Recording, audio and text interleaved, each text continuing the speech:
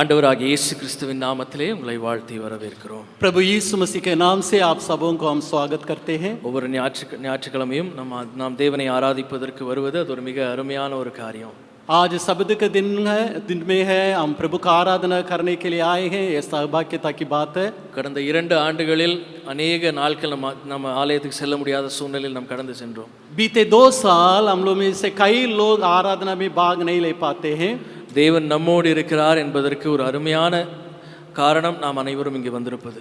परमेश्वर हमारे संग है, इसको दर्शाने के लिए ही अभी हम यहाँ पर इकट्ठे हुए हैं. அவருடைய சித்தத்தின்படியாக நம் அனைவரையும் அழைத்து வந்திருக்கிறார். தேவனுக்கு நன்றி செலுத்தலாம். परमेश्वर के इच्छा के अनुसार हम सबों को यहाँ पर लाया है. प्रभु को धन्यवाद. இன்று நாம் தேவனை ஆராதிப்பதற்கு முன்பதாக நம் சிறிய காரியத்தை குறித்து நாம் தியானிக்க போகிறோம். आज आराधना में प्रवेश करने से पहले एक छोटे बातों को पर हम लोग अध्ययन करेंगे. நம் இயேசு நம்மை மறு உருவாக்கும் தேவன். हमारा परमेश्वर हमें रूपांतर करने वाला है. ஒரு விஷயமாக சொல்கிறோம், நம் இயேசு நம்மை மறு உருவாக்கும் தேவன். फिर परमेश्वर हमें बनाने वाला है. நான் இந்த காரியத்தை குறித்து நான் யோசித்துக் கொண்டிருக்கும் பொழுது जब मैं इस बातों को मैं अध्ययन कर रहा था, 2 காரியங்கள் என் மனதில் வந்தது. 2 बातों को परमेश्वर मेरे विचारों में डाला. ஒன்று உடைந்த பாத்திரம், एक टूटा हुआ बर्तन है. இரண்டாவது விரிசல் அடைந்த பாத்திரம். दूसरा फैला हुआ एक बर्तन है. முதலாவது உடைந்த பாத்திரம், இரண்டாவது விரிசல் அடைந்த பாத்திரம். पहले टूटा हुआ बर्तन है, दूसरा जो फैला हुआ एक बर्तन है. நான் இதை யோசிக்கும் பொழுது இந்த உடைந்த பாத்திரத்தை குறித்து நம்ம நிறைய கேட்டிருக்கோம்.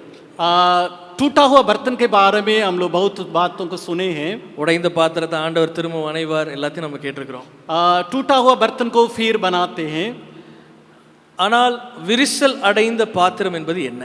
लेकिन जो बर्तन ऐसा थोड़ा फैला रहता है, उसको कैसे बना दें? ஒரு மண் சட்டி எடுத்துட்டோம்னா அதில் ஒரு சின்ன ஒரு கிராக் இருந்ததுன்னா அது விரிசல் அடைஞ்சிருக்குன்னு அர்த்தம். ஒரு விரிசல் वो एक बर्तन में ऐसा कुछ फैला हुआ रहता है, तो कैसे उसको बना सकते हैं? பார்ப்பதற்கு அது முழுமையாக இருக்கும், அதுல எந்த குறையும் தெரியாது. देखने में वो ऐसा पूरा जो बना हुआ रहता है, लेकिन उसमें कुछ शिकायत नहीं मिलता है. ஆனால் அதை பயன்படுத்தும் பொழுது நாம் அறிந்து கொள்வோம். लेकिन उसको इस्तेमाल करने के समय में हमें पहचान पाते हैं. நம்ம ஒரு மட்கா அந்த கப்ல சாய் குடிக்கும் போது நம்ம பார்க்க முடியும் அந்த மாதிரி காரியத்தை. एक प्याला है जो चाय पीने वाला, उससे हम पहचान सकते हैं. அதை பார்க்கும் பொழுது அது ரொம்ப முழுமையா இருக்கும், அதுல எந்த குறையுமே தெரியாது. लेकिन उसको देखने में वो ऐसे ही जो भरपूर जैसा रहता है, कुछ कमी उसमें नहीं पाई जाती है. ஆனா அதுல ஏதாவது ஊத்தும் பொழுது அது கீழே லீக் ஆயிட்டு இருக்கும். लेकिन उसमें कुछ डालने के समय में वो छूता है. ஒருவேளை உடைந்த பாத்திரம் ஒருவேளை ஒரு உலக பிரகாரமான தேவனை அறியாத ஜனங்களாக கூட இருக்கலாம். शायद वो जो टूटा हुआ बर्तन जो दुनियादारी लोग जो परमेश्वर को नहीं जानते थे, वो हो सकते हैं. தேவனால் அவர்களை மீண்டுமாக களிமண்ணாக்கி மீண்டுமாக அவர்களை உருவாக்க முடியும். फिर परमेश्वर उसको मिट्टी बना करके उसको बना सकते हैं. அது கடினமான வேலை தான், ஆனா அது தேவனால் அது முடியும். लेकिन वो कठिन काम है, लेकिन परमेश्वर से हो सकता है. ஆனால் இந்த விரிசல் அடைந்த பாத்திரம் தேவனை அறிந்த தேவனை அறிக்கையிட்ட நம்மை குறிக்கிறது. लेकिन जो फैला हुआ बर्तन है, वो जो परमेश्वर को जो जानते हैं, परमेश्वर को जो अंगीकार किए हैं, वो हम सबों को दर्शाता है. अनेक நேரங்களில் நாம் இந்த விரிசல் அடைந்த பாத்திரத்தை போல் நம்முடைய வாழ்க்கையில் நாம் எண்ணுகிறோம், கடந்து செல்லுகிறோம். बहुत समय में हम ऐसा फैला हुआ एक बर्तन के समान हम लोग जीवन जी रहे हैं, हम लोग पार हो जा रहे हैं. அதை காண்பது ரொம்ப கடினம், கண்டுபிடிக்கிறது ரொம்ப கடினம். उसको दिखना है या पहचानना बहुत कठिन है. சரி செய்வதும் கடினம். उसको सही करना भी कठिन है. நன்றா யோசித்து பாருங்கள், உடைந்த கிராக் அங்கங்க இருக்குது. लेकिन आप अच्छा से ध्यान दीजिए, वो बर्तन में इधर उधर है ना छेद पाया जाता है. அதை கண்டுபிடிப்பது ரொம்ப கடினம். சின்ன விரிசல் எங்க இருக்குன்னு சொல்லி கண்டுபிடிக்கிறது ரொம்ப கடினம். लेकिन वो जो क्रैक हो जाता है, उसको देखने में या पहचानने में बहुत कठिन है, क्रैक कहां पर है. நம்முடைய வாழ்க்கையும் அப்படிப்பட்டதே. हमारा जीवन भी उस प्रकार का है. ஆனாலும் நம் தேவன் அந்த விரிசல்களை பூசி அடைப்பதற்கு அவர் வல்லவராக இருக்கிறார். लेकिन हमारा परमेश्वर जहां वो क्रैक है, उसको सही करने के लिए विश्वास योग्य है. மீண்டுமாக நாம் பயன்படும் ஒரு பாத்திரமாக மாற்ற அவர் வல்லவராக இருக்கிறார். फिर हम इस्तेमाल योग्य होने बर्तन होने के लिए परमेश्वर हमें बना सकता है. ஒரு 2 காரியங்களை குறித்து நாம் பார்க்க போகிறோம். 2 बातों को हम लोग देखेंगे. என்னோட திருப்பிக் கொள்ளுங்கள் நியாயாதிபதிகளின் புத்தகம் 6ஆம் அதிகாரம். न्यायों की किताब 6वां अध्याय. முதலாவதாக நாம் காணப்போது சரீர பிரகாரமான விரிசல். पहले हम देखते हैं शारीरिक तौर से का क्रैक है. அங்கே கிதியோனை குறித்ததான ஒரு அருமையான ஒரு காரியத்தை நாம் காண்கிறோம். यहाँ गिदोन के बारे में एक बात तो हम देख पाते हैं. இஸ்ரவேல் ஜனங்கள் மீதியோனியர்களால் சிறைப்பிடிக்கப்பட்டிருக்கிறார்கள். और इस्राएली लोग मीदानों से वो जो बंधुआई में लेके गया है. அவருடைய பாவ நிறைவுகளால் தேவன் அவர்களை அடிமைத்தனத்துக்குள்ளாக செலுத்துகிறார். लेकिन उनका पाप के चलते परमेश्वर उनको गुलामी में बेचता है. கிதியோன் ஒரு சின்ன வேலை பண்ணிட்டு இருக்கிறார். அங்க गिदोन यहाँ पर एक छोटा काम को कर रहा था. அங்க போய் அங்க உள்ள அந்த வசனங்கள் பார்த்தீங்கன்னா தெரியும். 11வது வசனம், அது 2வது பகுதி. அப்பொழுது அவனுடைய குமாரன் கிதியோன் கோதுமையை மீதியானியரின் கைக்கு தப்புவிப்பதற்காக ஆலைக்கு சமீபமாய் அதை போரடித்தான். न्यायों की किताब 6वां अध्याय के 11 वचन का पिछले भाग है. फिर यहोवा का दूत आकर उस बांज वृक्ष के तले बैठ गया जो ओप्रा में अबीएजरी योवाज का था, और उसका पुत्र गिदोन एक दाखरस के कुंड में गेहूं इसलिए झाड़ रहा था कि उसे मिधानियों से छिपा रखे. தன்னுடைய ஜனங்களின் மீது ஒரு கரிசனை கொண்ட ஒரு மனிதன், अपने लोगों को ऊपर ख्याल रखने वाला एक मनुष्य. அவனுடைய வேலை என்னன்னா, இப்ப எப்படியாவது நம்ம பொழைக்கணும், அதுக்கு ஏதாவது ஒரு வழி பண்ணணும். और उसका विचार ये था किसी प्रकार जीना है, ऐसा सोच करके वो काम कर रहा था. அப்படிப்பட்ட கிதியோனை பார்த்து 12வது வசனத்தில் தேவன் சொல்லுகிறார், ऐसा जो विचार रखने वाला गिदोन के बारे में 12 वचन में हम देखते हैं. கர்த்தருடைய தூதனானவர் அவனுக்கு தரிசனமாகி பராக்கிரமசாலியே கர்த்தர் உன்னோடு இருக்கிறார் என்றார். उसको यहोवा के दूत ने दर्शन देकर कहा, हे सूरवीर सुरमा, यहोवा तेरे संग है. இதுல ரொம்ப முக்கியமான வார்த்தை இந்த பராக்கிரமசாலி. यहाँ पर बहुत मुख्य एक बात है सूरवीर सुरमा. நான் அப்படி சொல்வதற்கு ஒரு காரணம் இருக்கிறது. उसको कहने का एक कारण था. பின்பதாக நாம் பார்ப்போம். और यहाँ हम देखते हैं 14வது வசனத்தை வாசிக்கலாம். 14 वचन को हम पढ़ेंगे. உனக்கு இருக்கிற இந்த பலத்தோடே போ, நீ இஸ்ரவேலை மீதியானியரின் கைக்கு நீங்களாக்கி ரட்சிப்பாய். अपनी इसी शक्ति पर जा और तू इस्राएलियों को मिदानियों के हाथों से छुड़ाएगा. கிதியோனை தெரிந்தெடுத்த தேவன் அவனை அழைக்கிறார். परमेश्वर गिदोन को चुना और उसको बुलाता भी है. தேவனுடைய வார்த்தையின்படி பராக்கிரமசாலியான கிதியோனை தேவன் அழைக்கிறார். और जो सूरवीर सुरमा गिदोन को परमेश्वर बुलाता है. கேட்பதற்கு ரொம்ப அருமையான ஒரு விஷயம் தான். பராக்கிரமசாலி கண்டிப்பா அவங்கள தான் அழைப்பார் ஆண்டவர். और जो इस बातों को सुनने में अच्छा लगता है, और सूरवीर सुरमा. 15வது வசனத்தை வாசிக்கலாம். 15 वचन को पढ़ेंगे. அதற்கு அவன், என் ஆண்டவரே, நான் இஸ்ரவேலை எதினாலே ரட்சிப்பேன்?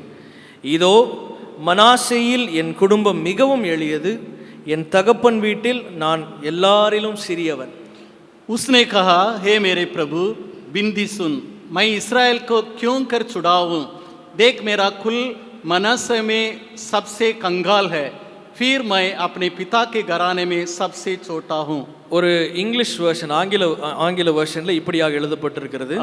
और अंग्रेजी अनुवाद में इस प्रकार लिखा हुआ है, இஸ்ரவேலில் மனாசே ரொம்ப பலவீனமான ஒரு ட்ரைப்.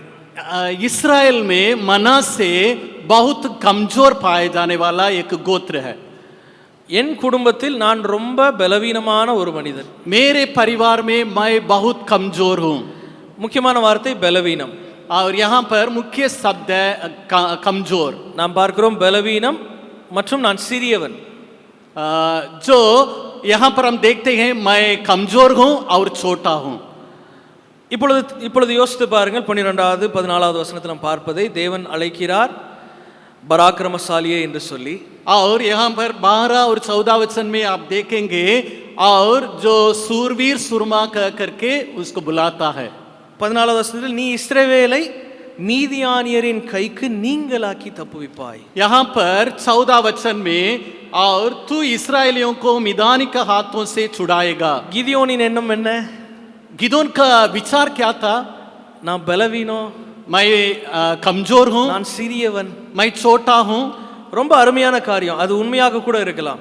और ये यहाँ पर एक असलियत बात है, एक अच्छी बात भी है। நம்முடைய வாழ்க்கையில் நாம் அநேக நேரங்களில் ஆண்டவரே ஆண்டவர் நம்மை அழைத்த பின்பதாக நாம் யோசிப்பதுண்டு, ஆண்டவரே எனக்கு இந்த பலவீனம் உண்டு. और जब परमेश्वर हमें बुलाता है तब हम सोचते हैं मेरे अंदर इस प्रकार का कमजोर है, என்னால இது முடியாது ஆண்டவரே. मुझसे ये नहीं हो पाएगा। ஆனால் தேவன் நம்மோடு இருக்கிறார் என்பதற்கு ஒரு அருமையான பின்பதாக ஒரு அருமையான பகுதி உண்டு. लेकिन यहाँ पर परमेश्वर हमारे संग है करके उसको समझने का एक अच्छी बात है। 7ஆம் அதிகாரத்தை திருப்பி வைத்துக் கொள்ளுங்கள். நாம் அநேக காரியங்களை வாசிப்ப போவதில்லை, திருப்பி வைத்துக் கொள்ளுங்கள். लेकिन इस अध्याय को खोल के रखिएगा, लेकिन बहुत बातों को हम देखने नहीं जा रहे हैं। மீதியானியரை அழிப்பதற்காக அவர்களுக்கு எதிராக போராடுவதற்காக கிதியோன் ஒரு அநேக கூட்டத்தை எழுப்புகிறார். और जो मिदान को नष्ट करने के लिए, उनसे लड़ने के लिए और गिदोन को प्रभु चुनता है। அது நாம் பார்க்கும் பொழுது வேதத்தில் குறிப்பிடப்பட்டபடி 32,000 ஜனங்களை கிதியோன் தேர்ந்தெடுத்து செல்லுகிறார். गिदोन के संग 32,000 लोग पाए जाते थे। நம்மில் அநேகருக்கு தெரிந்த காரியமே இது. हम सब कोई जानते हैं। 32,000 பேர்ல பயம் உள்ளவங்கன்னா போயிருங்கன்னோனே 22,000 பேர் போயாச்சு. जब 32,000 लोगों में जो जिनका अंदर डर है वो लौट कर जाने से कहा, तब 22,000 लोग लौट करके चले गए। அப்படியும் தேவன் கூறுகிறார், இன்னும் இது ரொம்ப அதிகமா இருக்கு, இன்னும் கம்மி பண்ணணும். तो परमेश्वर फिर कह रहा है ये भी जो बचे हुए हैं ये भी ज्यादा है, इससे भी कम करना है। ஒரு சின்ன பரீட்சை செய்கிறார். वहां पर एक छोटा सा एक परीक्षा को कर रहा है। அங்கே இருக்கிற தண்ணீரின் பகுதியில் அவர்களை அழைத்து செல்ல சொல்லுகிறார். एक नाला के पास उन लोग को ले जा रहा அவர்களை था। பிரிக்க சொல்லுகிறார். तो गिदोन से कहा, சின்ன பரீட்சை, அந்த தண்ணியை அவங்க எப்படி குடிக்கிறாங்க அவ்வளவுதான். लेकिन एक छोटा सा एक परीक्षा है, वे पानी को किस प्रकार पीते हैं। 2 விதமாக ஜனங்கள் குடிக்கிறார்கள். 2 प्रकार से लोग उसको पीने लगे। ஒரு சிலர் கைகளில் எடுத்து நக்கி குடிக்கிறார்கள். लेकिन कुछ लोग हाथों में उठा करके वो पीते थे। சிலர் முழங்காலில் நின்று குடிக்கிறார்கள். कुछ लोग घुटना टेक करके पी लिए थे। இதுல ஆண்டவருடைய ஒரு பெரிய கிருபையை பாருங்க. यहाँ पर परमेश्वर का एक बहुत बड़ा अनुग्रह है। ஆண்டவர் தெரிந்தெடுத்தது ஒரு பெரிய கூட்டத்தை கிடையாது. परमेश्वर एक बहुत बड़ा झुंड को नहीं चुना। நல்லா யோசித்து பாருங்க, 10,000 பேர் இருக்கிறாங்க. अभी बचे हुए 10,000 लोग थे। அதில் ஆண்டவர் தெரிந்தெடுக்கிற ஜனம் 300 மட்டும்தான். लेकिन उसमें से परमेश्वर केवल 300 लोगों को चुना था। மீதியானியரை குறித்ததான காரியங்களை படித்து பார்ப்பீர்கள் என்றால் மீதியானியர்கள் பயங்கர பராக்கிரமசாலிகளாக இருந்தார்கள். लेकिन मीदान के बारे में आप पढ़ेंगे तो वे बहुत वेला सूरवीर थे। அநேக தேசங்களை அவர்கள் கைகளுக்குள்ளாக வைத்திருந்தார்கள். அநேக தேசங்களை, बहुत देशों को वे लोग कब्जा करने लगे। பலவீனனான ஒரு கிதியோனின் படி பலவீனனான ஒரு கிதியோனை ஆண்டவர் தெரிந்தெடுத்து வெறும் 300 ஜனங்கள் மூலமாக அந்த மீதியானியரை விரட்டி ஓடச் செய்கிற தேவன். लेकिन कमजोर गिदोन को परमेश्वर चुन करके 300 लोगों के द्वारा मीदानों को बहाने दिया। நீங்கள் அதுக்கு பின்பதாக வாசித்து பார்ப்பீர்கள் என்றால் அருமையான ஒரு காரியம், அவங்கள பார்த்து அவங்களுக்குள்ள சண்டை போட்டு ஓடிடுறாங்க. और पढ़ने से मालूम है इन लोग को देख करके वे लोग भाग जाते थे। நாம் பலன் உள்ளவர்களாக இருக்கணும் என்பது அவசியம் இல்லை.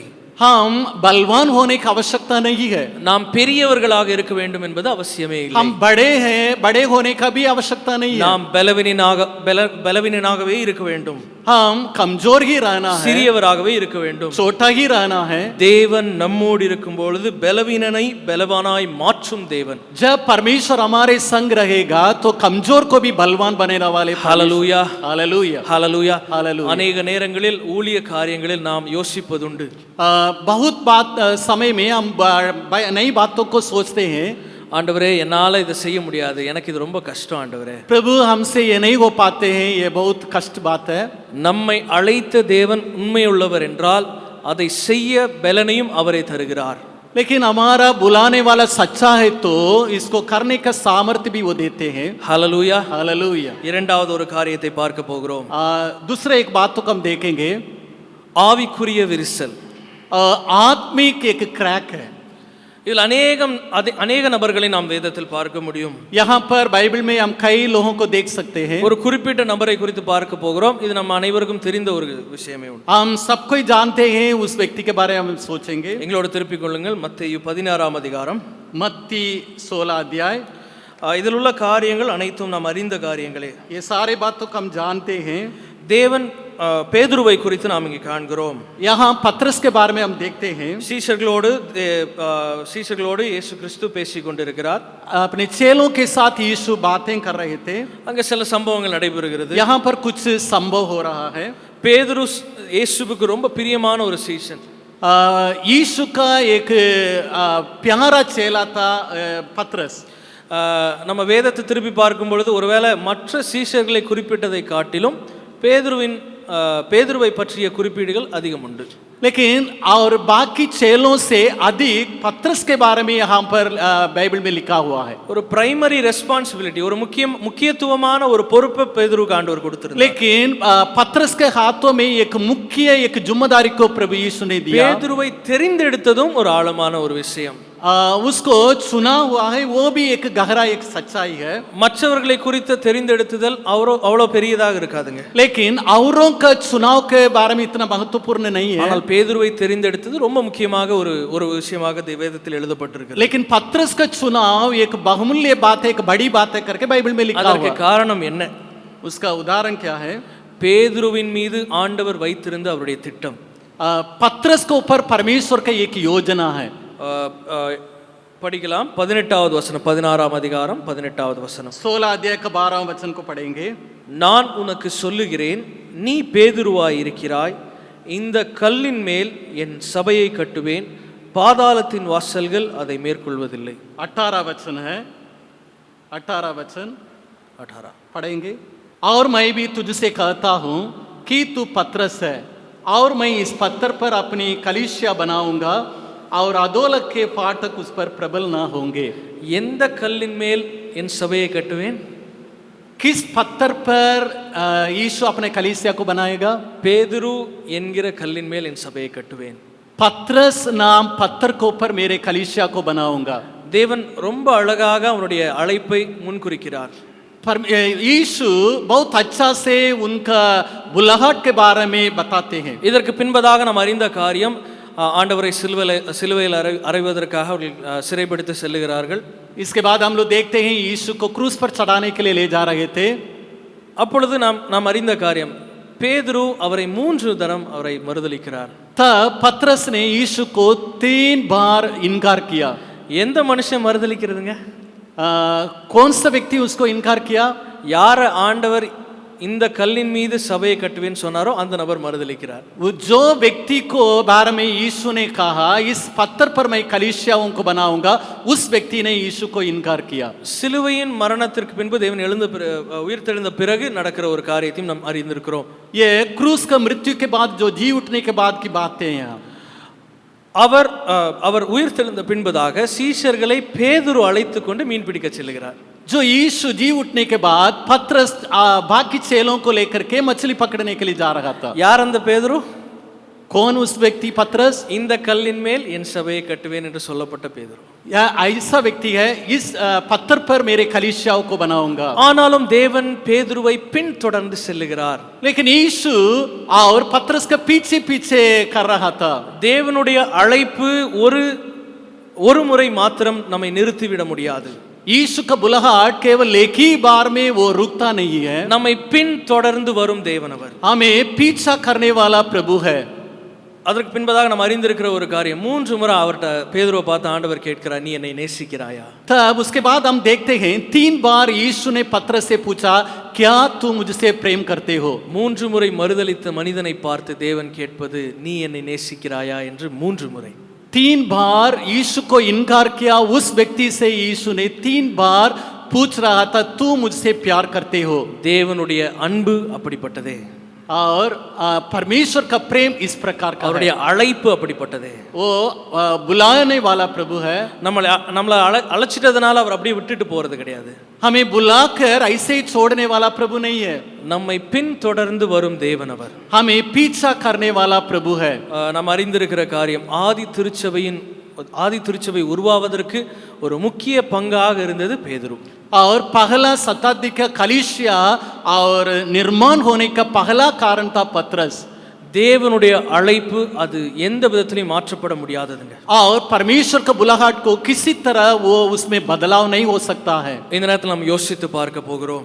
और इस प्रकार हम सोचेंगे நம்முடைய அழைப்பிற்கு பின்பதாக நம்முடைய வாழ்க்கையில் எத்தனை விதமான விரிசல்கள் நாம் கண்டிருக்கிறோம். हमारा बुलाहट का पहले हमारा जीवन में कितने प्रकार का जो क्रैक पाए जाती थी। அங்கிருந்து உற்சாகமா வந்துருவோம், இல்லை நம்மளை அழைத்த இடத்துல இருந்து உற்சாகமா நம்ம ஓடி வந்துருவோம்.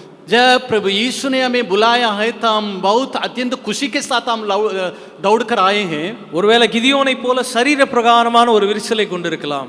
शायद गिदोन के समान हमारा भीतरी मनुष्य में थोड़ा क्रैक हो सकता है। பேதுருவை போல ஆவிக்குரிய பிரகாரமாக கூட இருக்கலாம். और पतरस के समान आत्मिक क्रैक भी हो सकते हैं। தாவீதை போல நம்முடைய பாவ வாழ்க்கையில் ஒரு விரிசலாக கூட இருக்கலாம். और दाऊद के समान हमारे पापी जीवन में शायद क्रैक हो सकते हैं। நமக்கு மாத்திரம் தான் தெரியும், நமக்கு மாத்திரமே நான் மாத்திரமே அறிந்திருக்கேன். हमें केवल हमें தேவன் நம்மை நோக்கி பார்க்கிறார். परमेश्वर हमें देखता है। நம்முடைய விரிசல் என்ன என்பதை நாம் சிந்திக்க போகிறோம். हाँ, हमारा क्रैक क्या है उसको हम देखने जा रहे हैं। என்னுடைய வாழ்க்கையில் இதை குறையாக நான் எண்ணுகிறேன் என் இயேசுவே. हे यीशु, मेरे जीवन में इस बातों को मैं कमी महसूस करता हूँ। என்னுடைய ஊழியத்தில் ஒரு விரிசலை நான் காண்கிறேன். मेरे सेवकाई में एक क्रैक को मैंने देख पाता हूँ। என்னுடைய குடும்பத்தில் நான் ஒரு விரிசலை காண்கிறேன். मेरे परिवार में ऐसा एक क्रैक को मैं देखता हूँ। என்னுடைய தனிப்பட்ட வாழ்வில் ஒரு விரிசலை காண்கிறேன். मेरे व्यक्तिगत जीवन में भी इस प्रकार का क्रैक को मैं देखता हूँ। அதை பூசி சரிப்படுத்துவதற்கு ஆண்டவர் தயாராக இருக்கிறார். उसको सही करने के लिए प्रभु यीशु तैयार है। மீண்டுமாக நம்மை பயனுள்ள ஒரு பாத்திரமாக அவர் மாற்ற அவர் வல்ல தேவன். फिर एक इस्तेमाल योग्य बर्तन बनाने के लिए प्रभु तैयार है। ஒரு வசனத்தை வாசிக்கலாம். சங்கீதம் 34 அதிகாரம் 18வது வசனம். भजन संगीता 34 अध्याय का 18 वचन। நொறுங்குண்ட இருதயம் உள்ளவர்களுக்கு தேவன் சமீபமாயிருக்கிறார். और टूटे हुए मन वालों का नजदीक में प्रभु रहता है। நொறுங்குண்ட இருதயம் உள்ளவர்களுக்கு தேவன் சமீபமாயிருக்கிறார். यहोवा टूटे मन वालों के समीप रहता है। இன்னொரு வசனம் இருக்குது, அதே சங்கீதம் 147 அதிகாரம் 3ஆம் வசனம். भजन संगीता 147 अध्याय का पहला वचन। இருதயம் நொறுங்குண்டவர்களை குணமாக்குகிறார். और जिनका दिल टूटा हुआ है उनको चंगा करता है। தேவன் நம்மை நோக்கி பார்த்து சொல்லுவது ஒரே ஒரு வார்த்தை மாத்திரம்தாங்க. और केवल हमें देख करके प्रभु यीशु एक शब्द कहता है, வருத்தப்பட்டு பாரம் சுமக்கிறவர்களே நீங்கள் எல்லாரும் என்னிடத்தில் வாருங்கள். हे सब परिश्रम करने वाले और बोझ से दबे हुए लोगों मेरे पास आओ, நான் உங்களுக்கு இளைப்பாறுதல் தருவேன். मैं तुम्हें विश्राम दूंगा। நமக்கு இளைப்பாறுதல் தரக்கூடிய தேவன் நம்மோடு இருக்கிறார். हमें विश्राम देने वाला प्रभु हमारे संग है। எல்லாரும் எழுந்து நிற்கலாமா? सब कोई खड़े हो जाएंगे। எழுந்து நிற்கலாமா? सब कोई खड़े हो जाएंगे।